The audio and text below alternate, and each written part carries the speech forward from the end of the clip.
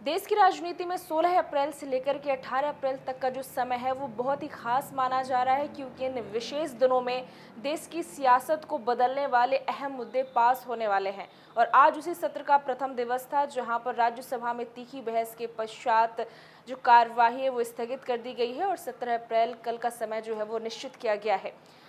नमस्कार, मैं खुशी करवरी और आप देख रहे हैं वरदान एक्सप्रेस। जैसे कि हम सभी जानते हैं कि नारी शक्ति वंदन अधिनियम को लेकर के 16 अप्रैल से लेकर के 18 अप्रैल तक विशेष सत्र के माध्यम से महिलाओं के आरक्षण को बढ़ाने को लेकर के और परिसीमन विधेयक 2026 को लेकर के बिल जो है वो प्रस्तुत किए जाने हैं इन 3 दिवस के अंदर। और आज उसका प्रथम दिन था। क्या हुआ इस पूरी कार्यवाही में, क्या है यह बिल और क्या है इसकी पूरी जानकारी, हम आपको आज विस्तार से बताएंगे। जुड़े रहिए आज हमारे साथ, पर फिलहाल हम रुकेंगे एक ब्रेक के लिए।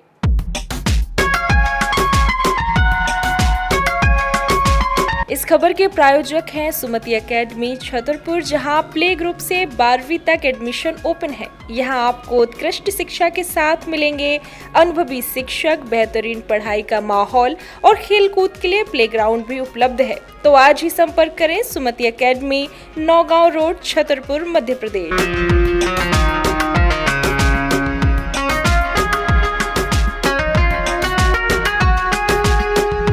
ब्रेक के उस पार आपका फिर से स्वागत है वरदान एक्सप्रेस में। आज हम आपको बताने जा रहे हैं नारी शक्ति वंदन अधिनियम, जिसके अंतर्गत महिला सशक्तिकरण की दिशा में इसका विशेष प्रयास माना जा रहा है, जहां पर महिलाओं को लोकसभा चुनाव और विधानसभाओं में आरक्षण मिलेगा 33%, जो केवल एक राजनीतिक रियायत नहीं होगी बल्कि उनका संवैधानिक अधिकार होगा।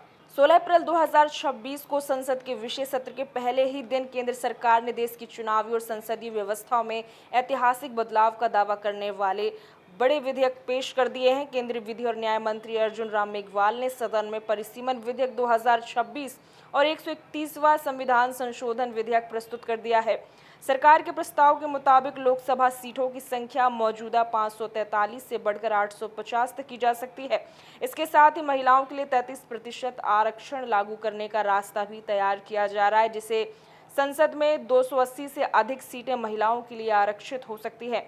जैसे ही बिल पेश हुआ, सदन में जोरदार बहस हुई। विपक्षी दलों ने नई जनगणना से पहले परिसीमन प्रक्रिया शुरू करने पर सवाल उठाए हैं। साथ ही दक्षिण भारतीय राज्यों की सीटों के संभावित नुकसान को लेकर के चिंता भी जताई गई है।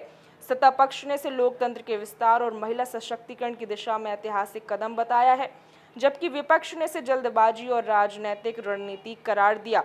तीखी बहस और हंगामे के बाद सदन की कार्यवाही स्थगित कर दी गई है और अब इस मुद्दे पर आगे की चर्चा 17 अप्रैल को की जाएगी।